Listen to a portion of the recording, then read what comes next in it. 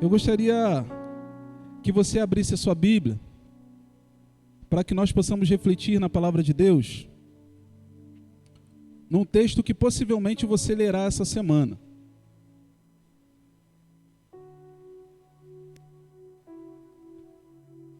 É o texto de Êxodo, capítulo 8, versículo 20. Êxodo, capítulo 8, versículo 20. Mas para pensar nisso que leremos, enquanto preparava o sermão, lembrei-me da letra de uma canção. Eu gostaria que você meditasse na letra dela, porque ela servirá de introdução para aquilo que falaremos, por aquilo que leremos nessa manhã.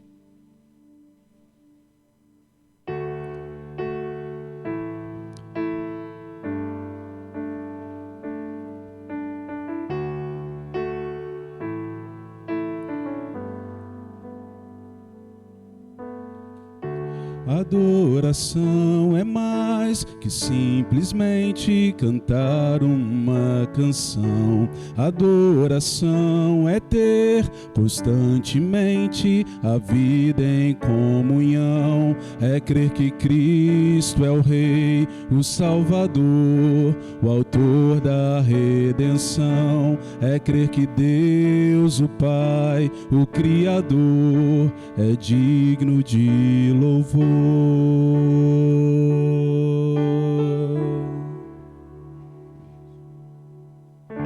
Adoração é mais que simplesmente cantar uma canção. Adoração é ter constantemente a vida em comunhão. É crer que Cristo é o Rei, o Salvador, o Autor da redenção. É crer que Deus, o Pai, o Criador, é digno de louvor.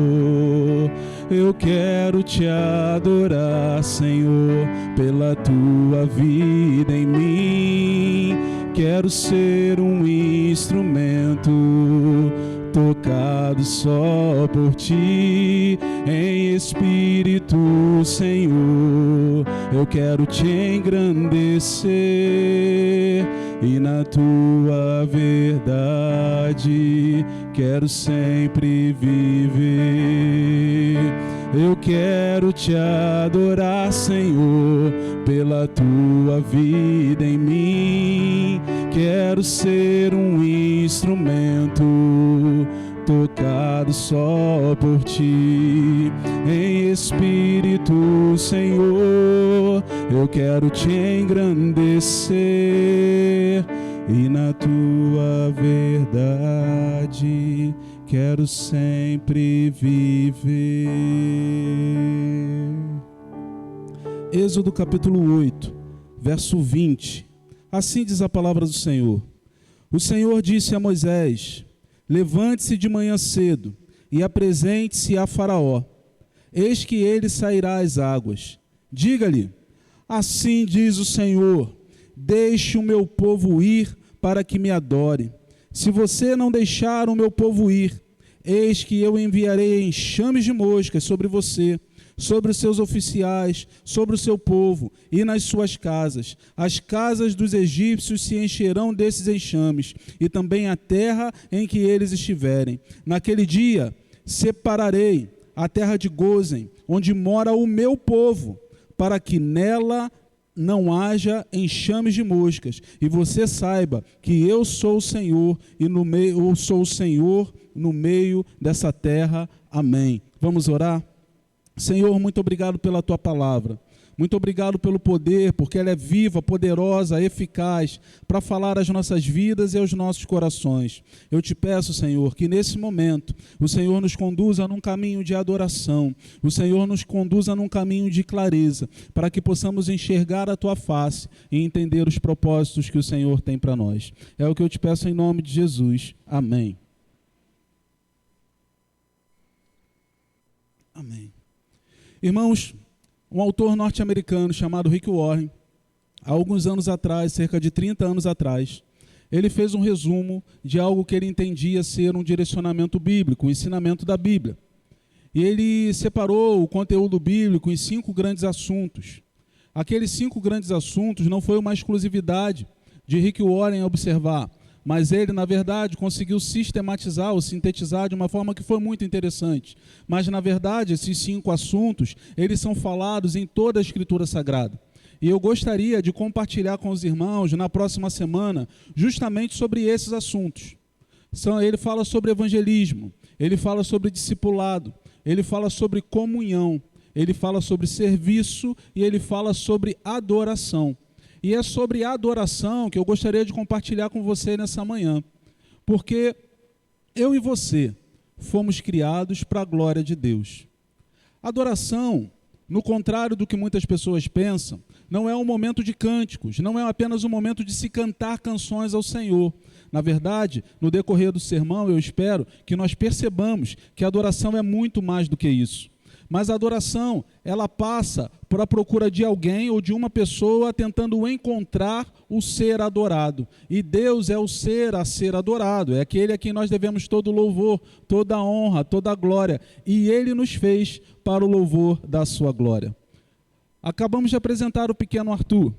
Arthur, ele nasceu no dia 1º de outubro de 2025. Estou correto, Fábio? 1º de outubro de 2025. Quando ele nasceu, ele tinha 3 quilos, 136 gramas. Ele nasceu ali na perinatal, na Barra da Tijuca. Uma criancinha, um bebezinho, ele veio ao mundo. E assim como o Arthur nasceu, essa pessoa que está do seu lado também nasceu. E talvez você tenha presenciado o nascimento de outras pessoas. Você que é pai, você que é mãe, você já presenciou o nascimento do seu filho. Eu lembro da experiência do nascimento dos meus filhos. O primeiro filho, a médica, não deixou que eu entrasse para o parto. Ela não deixou, ela disse que tinha que fazer o processo, e ela não deixou eu entrar. Davi eu não vi. Mas passou algum tempo, e irmãos, eu vou confessar para vocês, eu estava com um pouquinho de medo de entrar e ver aquela quantidade de sangue saindo, mas a médica falou, aí eu falei, poxa vida, essa médica é terrível, Cris. Mas ela foi lá e o parto foi bem, o Davi está bem, está grande, está saudável. Mas quando nasceu o Daniel, não tinha desculpa. A Cristiane, na primeira consulta do pré-natal, ela falou, doutora, ele tem que entrar.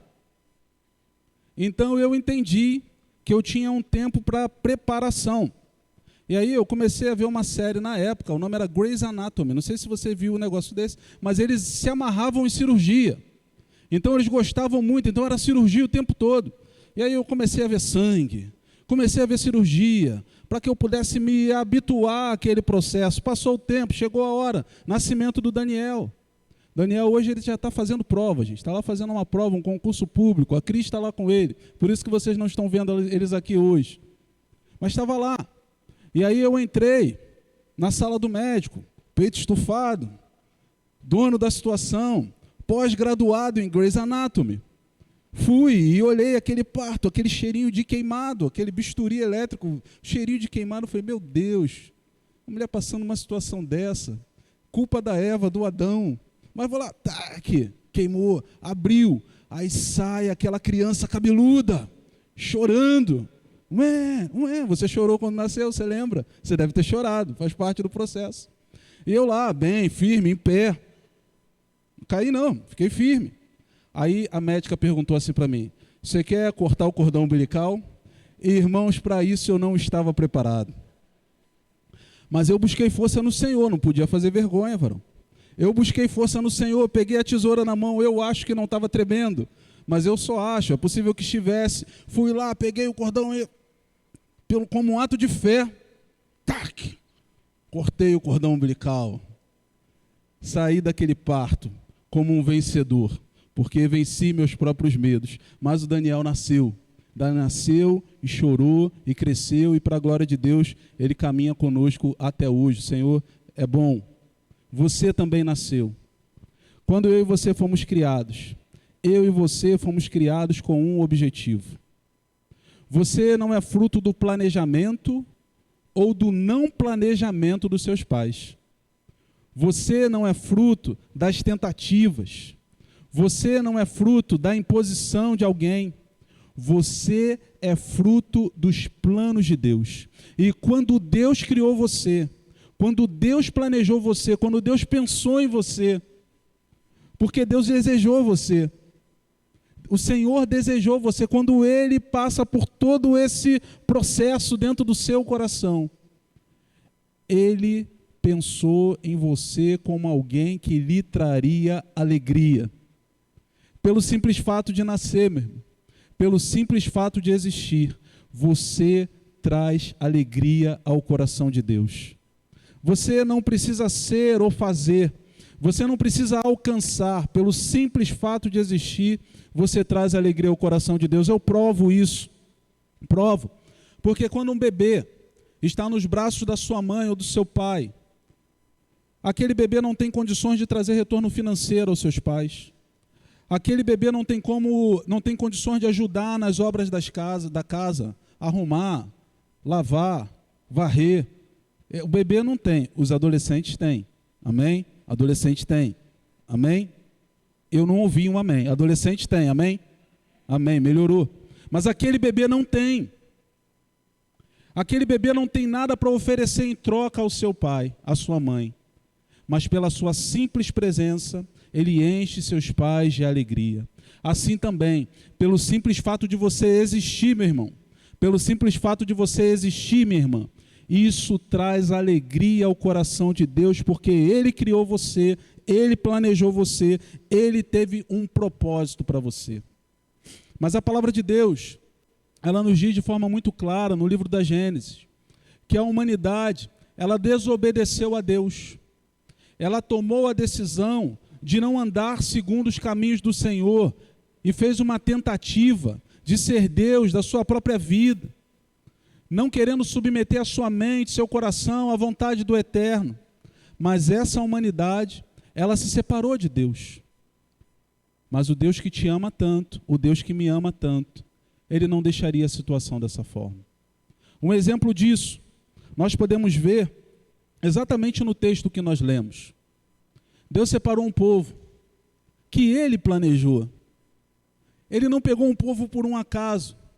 Ele chamou Abraão e disse: Abraão, em você eu vou fazer benditas todas as famílias da terra. Abraão, através de você, eu vou gerar um povo que abençoará todos os povos da terra. Sabe, foi planejamento. O Senhor pegou aquele homem Abraão, andou com ele pelo deserto, ensinou a ele, revelou a sua presença, lhe revelou a sua face, revelou a sua bondade, o seu poder. Abraão não viu o cumprimento pleno daquela promessa, mas ele teve um filho, o filho da promessa, Isaque. Isaque peregrina pela terra, aprende a amar ao Senhor, anda com o Senhor, tem 2 filhos, e com Jacó, o Senhor tem a sua aliança. Jacó tem muitos filhos, mas aqueles filhos passam por um momento de fome, porque a fome toma conta daquele lugar. Aqueles homens vão até uma terra onde tem pão, onde tem comida, e por providência divina, o Senhor levanta um de seus irmãos chamado José.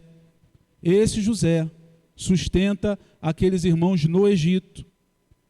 Jacó e sua família chegam ao Egito como convidados. Jacó e sua família chegam ao Egito para morar na melhor propriedade, no melhor terreno, no melhor espaço de terra que existe no mundo. Mas o tempo vai passando, e aqueles homens deixam de ser convidados, deixam de ser hóspedes e passam a ser escravizados. A situação mudou. Levantou-se outra pessoa, levantou-se outro governante. Ele disse: esse povo é muito grande, não podemos mais ficar com esse povo aqui assim, precisamos eliminá-lo. Primeira coisa que vamos fazer, vamos submetê-los a serviços forçados, para que eles parem de se multiplicar. Não deu certo, porque mesmo quando o servo de Deus é oprimido, mesmo quando se levantam contra o servo de Deus, mesmo quando vem adversidade, tempestade, tribulação, nada disso pode parar aquele que está dentro do propósito do Senhor. O povo continuou crescendo, o povo continuou se multiplicando. E aí vem o plano satânico de Faraó, que é o mesmo plano satânico que Herodes vai fazer lá no Novo Testamento, quando Jesus nasce. O plano satânico de matar Uma criança. Matar um bebê. Matar aquele que Deus desejou, que Deus planejou. Mesmo antes de ser formado, o Senhor planejou, o rei do Egito queria matar. Herodes, no início do Novo Testamento, queria matar. Às vezes me parece que algumas pessoas na nossa sociedade hoje também querem matar. Mas os planos do Senhor não serão frustrados. Os propósitos de Deus não parariam na vida daquele povo. Aquele povo escravizado, o Senhor cria um jeito, o povo cresce. E daqueles, ou um daqueles que seria morto, se torna o libertador, é Moisés. O Senhor encontra com ele mais uma vez no deserto, mais uma vez no lugar da adversidade. O Senhor traz aquele homem como libertador do povo.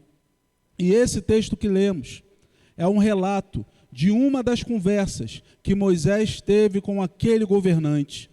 Porque o Senhor disse a Moisés: Moisés, você vai até o Egito e você vai libertar o meu povo. O povo não é do faraó, é meu povo. Então, Moisés, eu estou mandando você ao Egito para libertar o meu povo. Grave isso, o meu povo. Moisés relutou, replicou, mas foi obediente.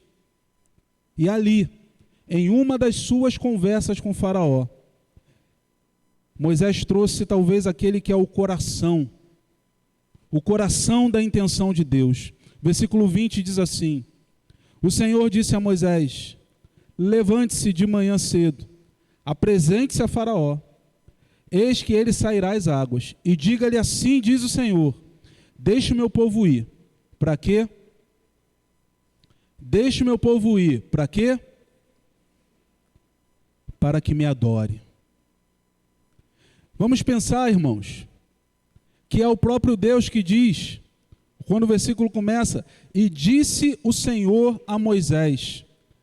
A iniciativa para a salvação, ela não parte do homem, ela não parte de Moisés, ela não parte do povo, ela não parte do faraó. A iniciativa para a salvação do povo, ela parte de Deus. O Senhor se move dentro do seu coração, Ele se incomoda. Ele vai na direção daquele que pecou. Porque a Bíblia diz que todos pecaram e carecem da glória de Deus. Isso aponta para nós, irmãos, dizendo que todos nós somos pecadores. Todos nós. Tem irmão que não gosta de ouvir isso na internet. Tem irmão que não gosta de ouvir essas coisas. Mas eu vou contar para vocês porque é verdade. Você sabia que o pastor também é pecador? O pastor peca, gente. Tem gente que não gosta de ouvir isso. Você sabia que essa pessoa que está do seu lado, por essência, também é pecadora? Você sabia? Você sabia que a pessoa mais santa desse mundo, que você mais admire nesse mundo, que talvez mais tenha feito o bem a outras pessoas, também é pecador? A Bíblia diz: todos pecaram e carecem da glória de Deus. Eu falo isso para que você entenda que eu não sou melhor do que você. Eu falo isso para que você entenda que você não é melhor que a pessoa que está ao seu lado. Tanto eu, como você, como a pessoa que está ao seu lado, nós somos carentes da glória de Deus. Estávamos mortos nos nossos delitos e pecados, todos nós. Nós não poderíamos por nós mesmos, pela nossa própria força, chegarmos à salvação. O príncipe dos pregadores, Charles Spurgeon, ele diz algo interessante, ele diz: olha, se você não morrer para o pecado, você morrerá pelo pecado. Se você não matar o pecado matará você. Todos nós lutamos dia a dia contra a ação da natureza pecaminosa que há dentro de nós. Mas como venceremos, pastor? Como venceremos essa luta? Pelas nossas forças, nós não podemos fazer absolutamente nada. É por isso que lemos aqui no texto sagrado, a Bíblia dizendo: disse o Senhor a Moisés. A iniciativa pela libertação do povo é de Deus. A iniciativa para a libertação da sua vida, para a salvação da sua vida, ela também é de Deus. O Senhor age para que eu e você sejamos libertos para a glória do seu nome. Na estratégia de salvação que o Senhor apresenta a Moisés, ele diz: levante-se de manhã, apresente-se a Faraó. Levanta cedo, Moisés, e se apresenta a Faraó. No processo de salvação em que o Senhor nos envolve, o Senhor, ele diz que existe uma estratégia. O Senhor, ele não improvisa. O Senhor não usa táticas ao acaso. Não, pelo contrário. Outro dia, enquanto eu ouvia um programa de rádio, falava sobre empresas, administração de empresas, uma rádio do nosso Rio de Janeiro. Entrevistaram um grande CEO e ele explicava como funcionavam as coisas, como ele fazia, como ele desenvolvia a sua empresa. E aí a entrevistadora olhou para ele e disse o seguinte: como você conseguiu alcançar tanta sabedoria, tanto conhecimento? Foram as pós-graduações, foram os MBAs, foram os mestrados, foram as faculdades? Ele disse: isso tudo me ajudou, mas eu procuro observar um princípio que eu aprendi com um homem chamado Moisés. Ele disse: quando Moisés conversava com seu sogro Jetro, ele estava muito assoberbado com o trabalho, ele não conseguia dar conta. Então Jetro ensinou Moisés a delegar funções, a delegar atividades, a levantar, a empoderar lideranças, para que esse sistema administrativo funcionasse de uma forma melhor. E ele disse: então o que eu aprendi com Moisés. Irmãos, isso me fez refletir que existem coisas muito boas no mundo secular, no mundo corporativo, no mundo da administração, mas que seus princípios, na verdade, não foram gerados no próprio mundo corporativo, mas foram gerados na palavra de Deus. Princípio de administração vem da palavra de Deus. Prova, pastor, provo. Deus é aquele que cria o mundo em 7 dias. Ele não coloca o homem num lugar vazio, não, ele cria o planeta num espaço de 7 dias. Você pode dizer: pastor, eram 7 eras. Pastor, 7 anos significavam 1000 anos, porque 1000 anos para Deus são como um dia como 1000 anos. Eu não estou especificando com você nessa manhã o tempo, mas o que eu estou dizendo para você é que Deus cria o mundo dentro do espaço que Ele determinou criar, de forma organizada, de forma gradativa. Ele colocou o homem justamente no momento em que Ele poderia colocar, deu a ordem para que se multiplicasse. Essa multiplicação do homem, o homem sujeitaria todo o planeta, dominaria o planeta. Porque dentro do processo de Deus, tudo é muito organizado. O Senhor tem um plano, o Senhor tem uma estratégia, o Senhor tem um objetivo, e Ele chama a sua igreja para também viver de forma organizada, com plano, com estratégia. Vou lhe dar um exemplo do nosso dia a dia, aqui de Marechal, pelo menos que faz parte do nosso convívio. Esse ano nós enviamos a nossa irmã Elza para a Colômbia em missão, com o objetivo de pregar o Evangelho. Mas assim como fez no Chile no ano passado, ela lançou mão da estratégia de fazer artesanatos, de aprender algo novo para ensinar para aqueles colombianos. E quando ela ensinava para aqueles colombianos algum tipo de arte, algum tipo de produto que poderia lhe gerar recurso financeiro para o sustento, ela introduzia a palavra de Deus. Então a estratégia é ensinar, mas o conteúdo é trazer a palavra de Deus. Assim também nós devemos ter estratégia. Se você é músico, meu irmão, se você é musicista, minha irmã, você pode usar a música como instrumento para ensinar a palavra de Deus. Se você é profissional de vendas, você pode usar o comércio para ser um instrumento para a glória de Deus. Eu vou usar minha esposa como exemplo porque ela não está aqui, ela não gosta. Ela fala assim: eu não gosto, não me use como exemplo. Então, como ela não está aqui hoje, eu vou usar. E vocês, por favor, não contem para ela. Amém? Está combinado? Gente, está combinado ou não está? Amém, amém. Está filmado. Esposa, ela ama Jesus. Nós costumamos tomar cappuccino às segundas-feiras no shopping. A gente sai, vai lá no shopping e toma um negocinho de cappuccino. É do pequeno, não é do grande não, tá? É do pequeno. A gente toma lá o cappuccino. E fazendo aquilo com frequência, o pessoal que atende a gente já sabe o que é. Ele já chega e fala assim: cappuccino com canela. Aí eles vão lá. maridos, vocês precisam levar as suas esposas para sair. Você entendeu, né? Entendeu por que eu estou falando? Esposa, se seu marido não aprendeu, você dá aquele toque nele porque ele levar você. Amém? Entendeu? É disso que eu estou falando. Ontem, ela ia encontrar com uma pessoa, com uma menina, e foi lá sozinha. Foi sem mim. Foi no mesmo lugar. E quando ela voltou, ela disse assim, fui lá tomar café onde tomamos sempre. E sabe aquela atendente que atende a gente toda semana, que já sabe o que a gente quer? Eu falei assim, sei. Deus tocou no meu coração. Eu falei para ela, você está distante dos caminhos do Senhor, não está? Ela se assustou e falou, estou. E aí eu comecei a falar do amor de Deus para ela, comecei a falar de Jesus para ela. A minha esposa veio com um contato dela, dizendo, ela disse que vai lá em Marechal. Eu não sei se ela está aqui hoje, mas a minha esposa veio com um contato dela, dizendo, ela vai para Marechal. Ela disse que vai lá em Marechal. Ela vai dar mais uma oportunidade ao Senhor Jesus. Irmãos, aonde nós estivermos, quer seja o que estivermos fazendo, nós somos agentes do reino de Deus para comunicar o amor de Deus. O seu cafezinho não é só um cafezinho. Então, os esposos que levarão as suas esposas essa semana para tomar um cafezinho é barato, é R$7. Tem até mais barato. Eu estou falando se você não tiver com dinheiro. Se você tiver, leva num lugar melhor. Mas se você não tiver, você toma lá o cafezinho. Entenda que aquela oportunidade também é uma oportunidade de falar do amor de Deus.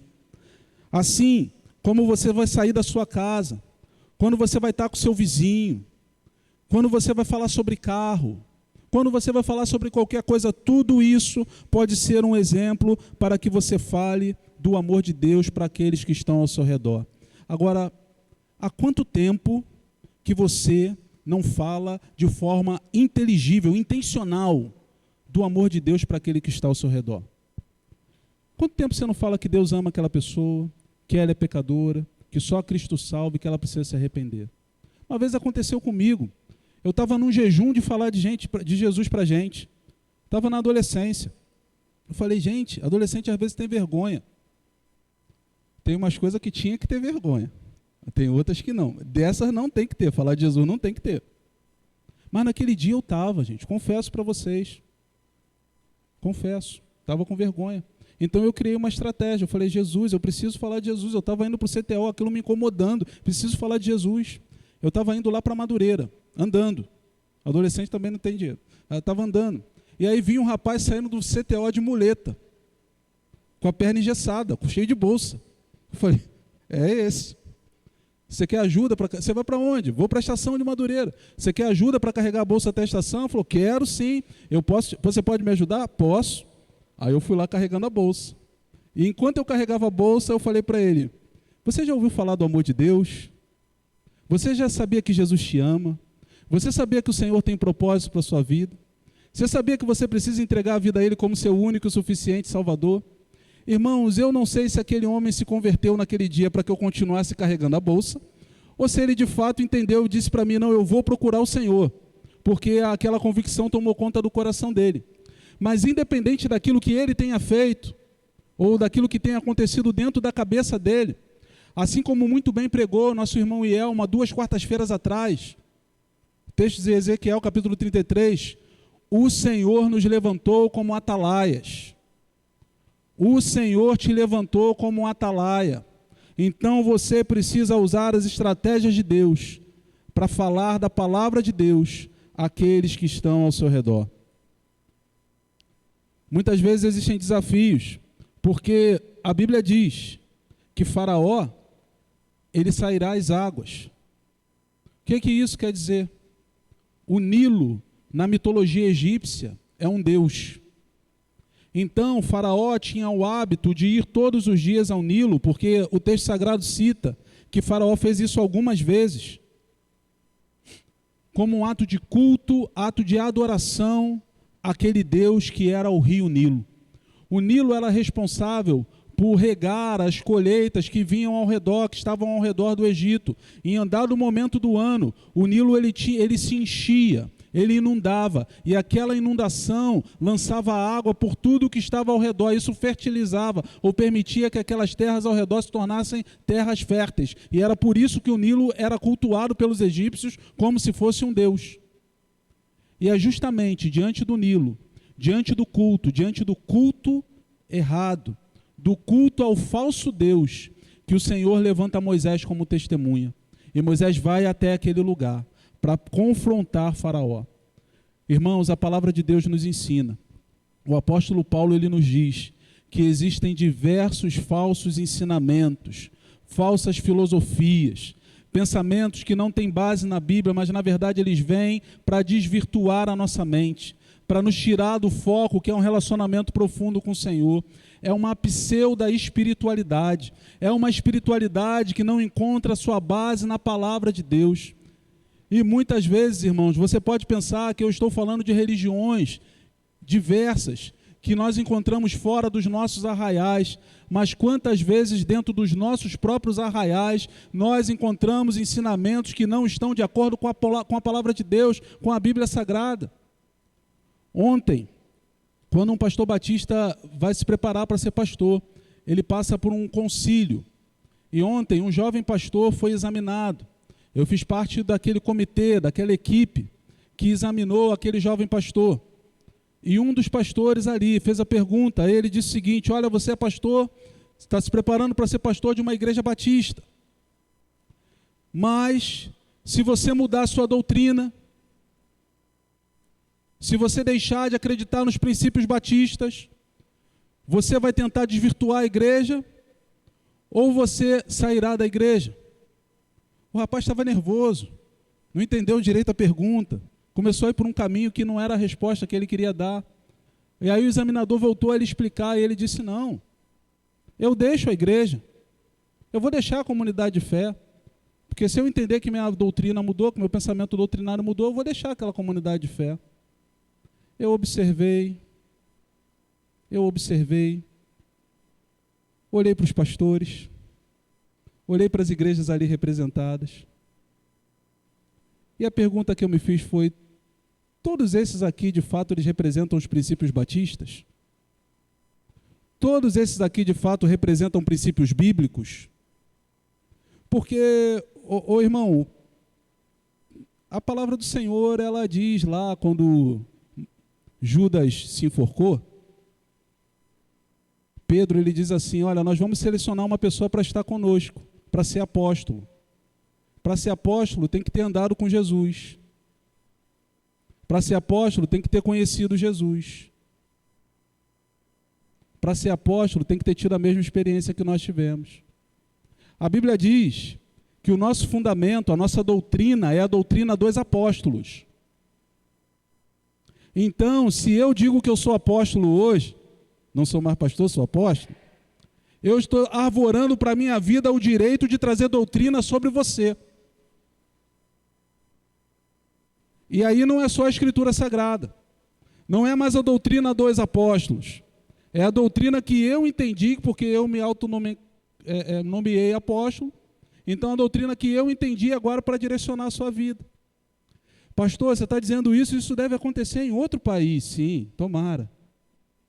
O que eu estou dizendo é que a sã doutrina precisa ser pregada e que falsos deuses, falsos enganos ou enganos vêm se levantando dia após dia. Ore e beba um copo com água depois que você orou. Ore e traga uma foto do seu parente na igreja para que Deus veja essa foto. Ore e traga a sua carteira de trabalho, porque assim o Senhor vai abençoar e vai abrir uma porta de emprego. Entregue todo o seu salário no gasofilácio, porque assim Deus vai te dar em dobro, 3, 4, 5 vezes. E se fosse assim, o pessoal parava de fazer a aplicação. Para de investir no CDI. Irmão, cuidado com o recorte, tá? Vocês estão entendendo o que eu estou falando, né? Eu estou falando que isso é errado. Amém? Amém? Amém? O amém foi fraco, amém? A sã doutrina precisa ser pregada.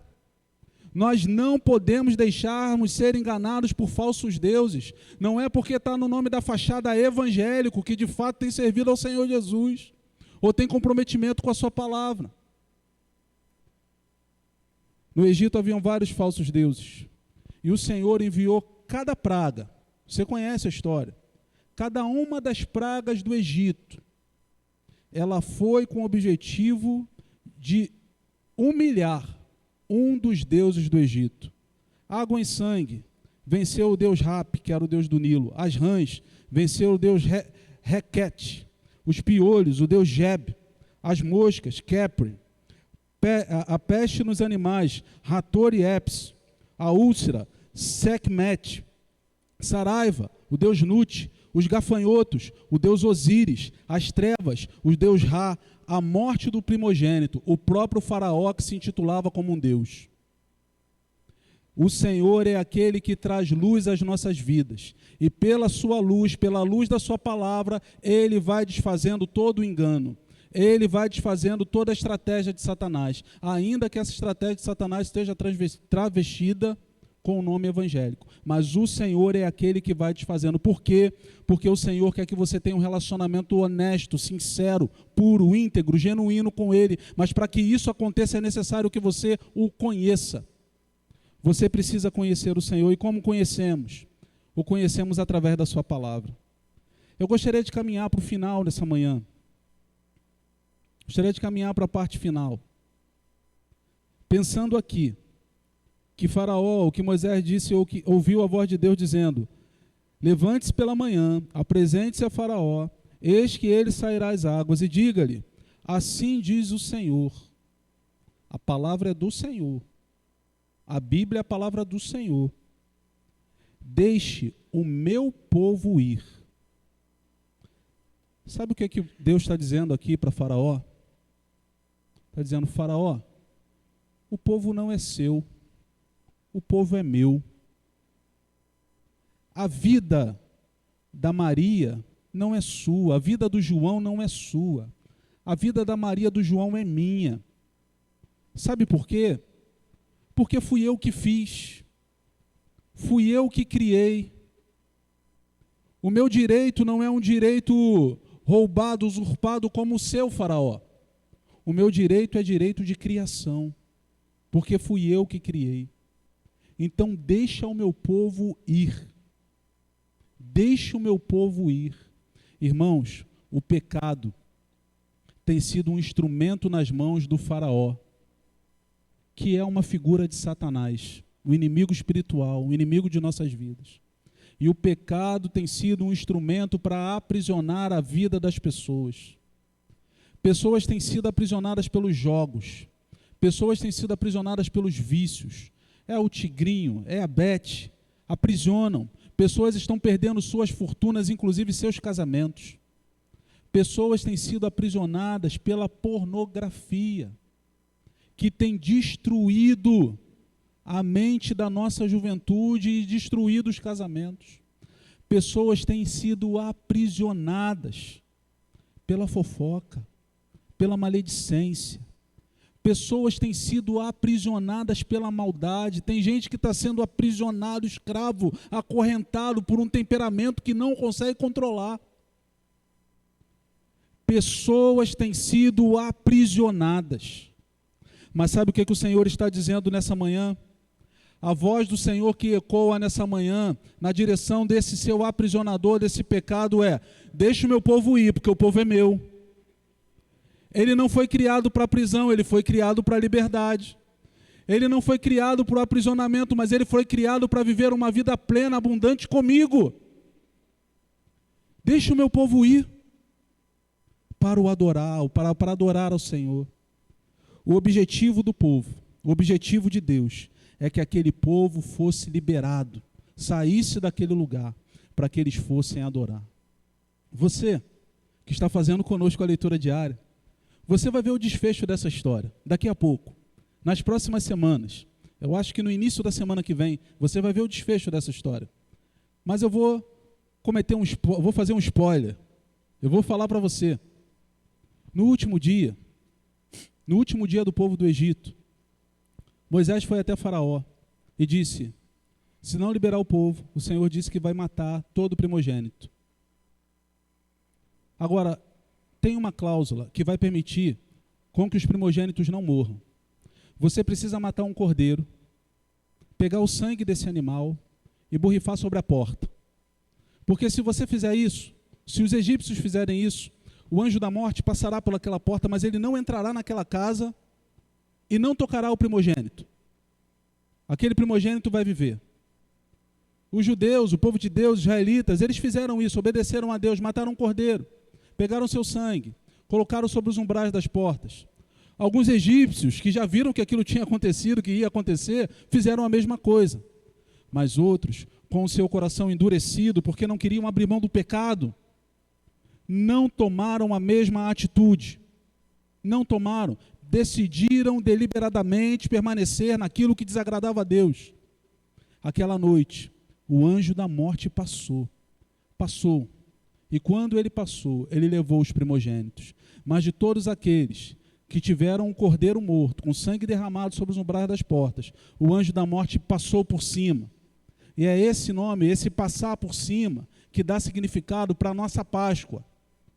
Por quê? Porque o cordeiro foi morto derramando sangue que foi colocado sobre os umbrais das portas, permitindo ou não permitindo que a morte tocasse na vida daqueles cujo sangue ou cuja vida estavam escondidas dentro da casa cuja porta era fechada pelo sangue do cordeiro. Sabe o que isso quer dizer? Jesus Cristo é o Cordeiro de Deus, imaculado. Ele tira o pecado do mundo. Ele veio ao mundo, Deus encarnado, viveu como nós vivemos, nasceu da Virgem Maria. A sua concepção não foi afetada pelo pecado, e quando teve a oportunidade de pecar, Jesus decidiu não pecar. Quem tentou Jesus foi o principal dos tentadores, não foram dos seus anjos, seus demônios, não. O próprio Satanás se apresentou a Jesus, mas ele, num ambiente de deserto, num ambiente de falta de alimento, de falta de água, de privação, de escassez, ele permaneceu firme na vontade de Deus, se tornando assim, ou preservando assim, o fato de ser o Cordeiro perfeito e imaculado. Na cruz do Calvário, esse Cordeiro foi morto, crucificado. Sofreu, mas por obediência e por amor, porque no seu coração havia a clareza de uma missão. E qual era a missão? A missão era simples. A missão era resgatar o adorador ao seu estágio original. A missão era trazer para o Pai aqueles que o próprio Pai havia idealizado na eternidade, trazer de volta para o Pai os seus filhos. Essa era a missão do Cordeiro. Jesus foi à cruz do Calvário, morreu, padeceu, sofreu pelo meu e pelo seu pecado, pagando um preço que pecadores como eu e você não poderiam pagar. Ele o fez para que eu e você agora, mediante a fé, pudéssemos ser reconciliados com Deus e viver uma vida nova em Cristo, para que eu e você pudéssemos sair do Egito espiritual e agora conduzidos para Canaã, para a terra prometida, para a eternidade, porque a nossa vida aqui na terra é um deserto, e nós passaremos pelo deserto. Quando passamos por um deserto por Jesus, fique tranquilo, tem pão do céu, tem água da rocha, tem mantimento, tem livramento, tem alimento, mas é um deserto.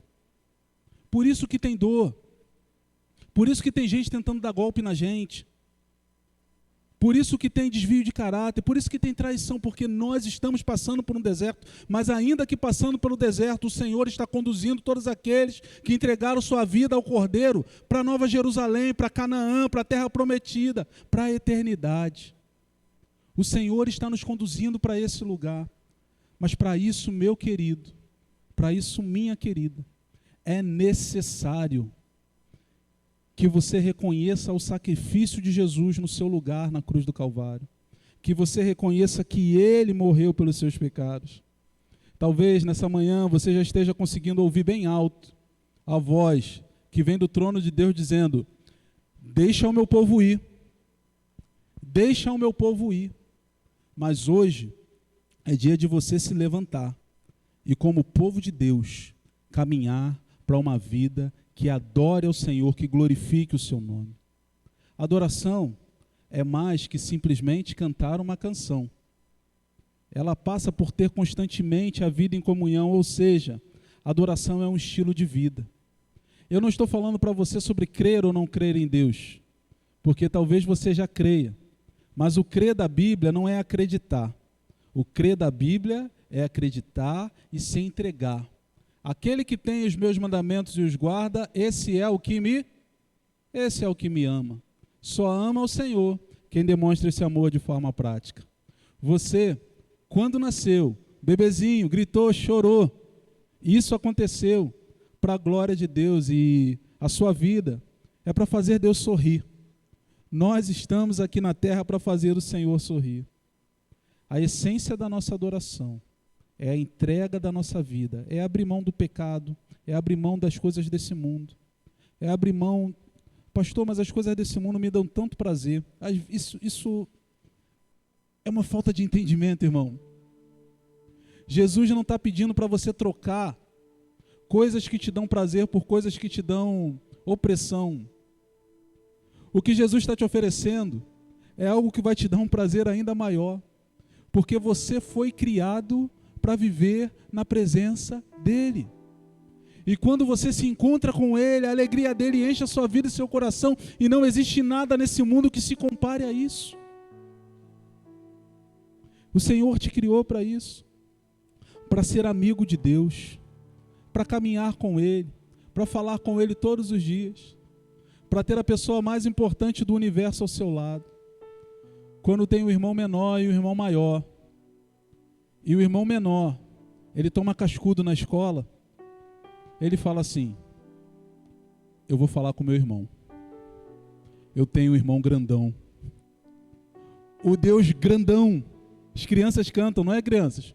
O meu Deus é um Deus grandão, grandão. O Deus grandão, Ele caminha conosco, Ele vai na nossa direção, Ele nos ajuda na caminhada. É Ele que nos sustenta em tempos difíceis. Mas para que possamos viver uma vida de adoração genuína, é necessário que consagremos e que entreguemos de todo o coração, genuinamente, a nossa vida ao Senhor.